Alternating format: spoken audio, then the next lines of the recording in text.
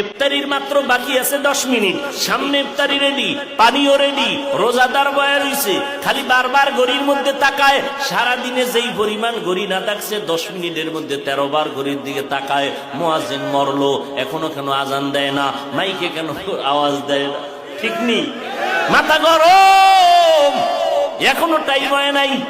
কততে তাড়াতাড়ি ক্যালেন্ডার দেখ।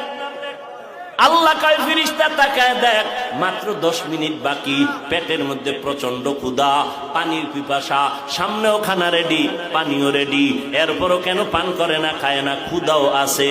আল্লাহ কয় ফেরেশতারা জানুনি? কয় জানি না।